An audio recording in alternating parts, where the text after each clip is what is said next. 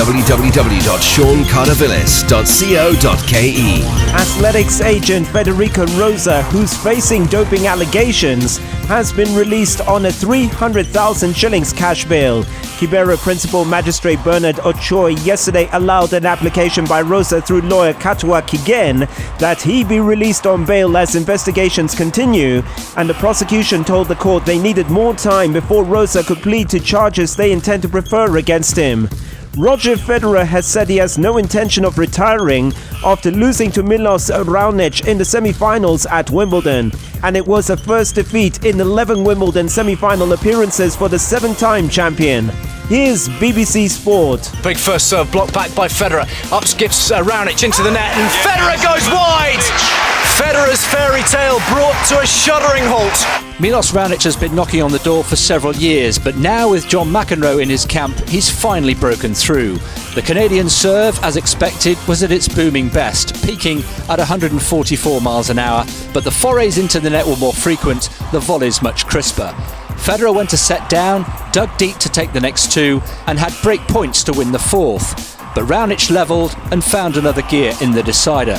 On Sunday, he'll meet Andy Murray, whose straight sets victory over Thomas Berdych gives him a golden opportunity to win a second Wimbledon title under Ivan Lendl. Will home advantage count, or will it be Canada's day? Liverpool boss Jurgen Klopp has signed a new 6-year deal, with the club's owners saying it would have been irresponsible not to offer him a long-term contract. Here's BBC Sport with more details. BBC Sport understands this new deal means Jurgen Klopp is under contract until 2022 at Anfield. His senior staff, Željko Buvac and Peter Krawietz, have also signed extensions too.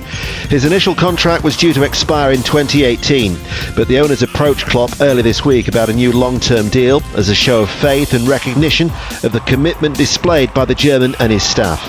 In a statement, Liverpool's owners say Klopp is a world-class managerial talent, and his leadership will be critical to everything they hope to achieve in the years ahead. New Manchester City boss Pep Guardiola says he came to England to prove it is possible to play beautiful football in the Premier League, and Guardiola added that he had been comfortable at Bayern Munich but wanted another test in his career. When I arrived in Bayern Munich, I had an idea. It was my first experience to move on from I grew up from the 13 years old, where I felt completely, or I feel completely the way in Barcelona play. I move on from Bayern Munich, and this is idea, am I going to try to make what I feel? But I learned immediately that at the end I have to adapt about the quality of my players. So in the quality of my players, it was completely different about the players I had before in Barcelona, and of course the way in German play is completely different in Spain. I am pretty sure I never played one game in Premier League, so against Sunderland, against the Big Sam, I will play the first one, but I am pretty sure it will be completely different in England and in Germany. That's why I'm here, to prove or to see there how it is. And of course I have to adapt my ideas and the quality of the players. Liverpool and France defender Mamadou Sakho has had a doping case against him dismissed by UEFA. The 26-year-old served a provisional 30-day suspension after testing positive for a fat burner in March, and Sakho admitted taking the substance, but UEFA had to investigate whether it was actually prohibited.